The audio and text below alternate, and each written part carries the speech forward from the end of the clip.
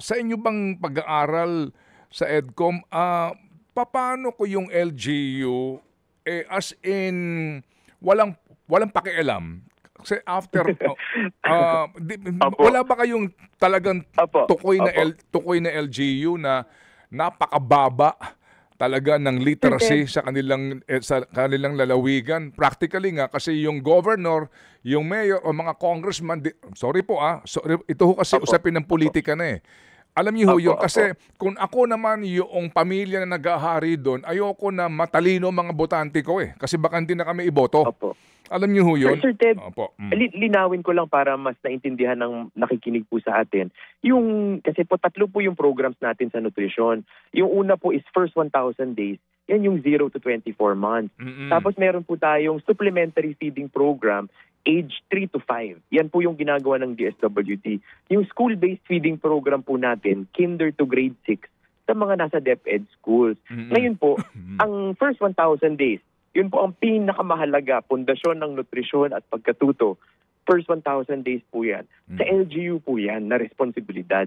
Kaya nga po, ang siguro po nanawagan tayo sa mga nakikinig, tanungin po natin ang ating mga sarili at ating mga kapitbahay, ang ating mga barangay captain, ano ang ginagawa ng ating LGU pagdating sa first 1,000 days para ang nutrisyon ng mga nanay at ng mga bata sa unang 24 na buwan may nabibigay ba ang LGU natin? At kung wala, tingin po natin kasi responsibilidad yan ng mga local governments. Yun po sa tanong ninyo, Manong Ted, trabaho kasi po yan ng National Nutrition Council. Kaya po nakailang meeting na kami sa NNC at saka sa DILG. Ang tanong po namin, sino ba ang nagmo-monitor talaga? Sino ang tumututok ng mga LGU kung talagang naglalaan sila ng karampatang pondo para dito? At doon sa mga LGU na hindi, ano ba ang ginagawa or pwedeng gawin ng DILG at ng NNC para himukin sila na talagang paglaanan ito? Kasi po, hindi naman yan kayang akuin lahat ng national government.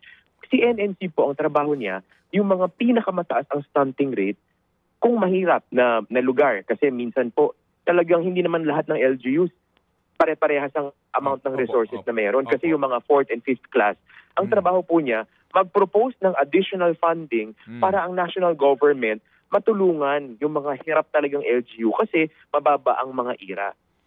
Yung DILG naman, yung monitoring, accountability at yung mga incentives. Kaya nga po merong mga seal of good local governance. Dapat po doon talagang ipinapasok ang nutrition at talagang ini-incentivize yung mga LGU. At yung talagang hindi umaaksyon, tawagin ng atensyon, di ba po? Mga kapatid, brothers and sisters, saan ka pa? Dito na tayo sa totoo. Dito na tayo sa True FM. Mga kapatid, mag-subscribe and follow po kayo sa social media accounts ng True Network PH. Yan po kami, hanapin nyo lang True Network PH, Facebook, Instagram, YouTube, TikTok, and podcast. Mapa Apple or Spotify man yan, mahahanap nyo kami. Lahat ng mga napapanood at napapakinggan nyo po sa programa, nasa social media accounts namin yan. So, paano mga kapatid? See you sa social media!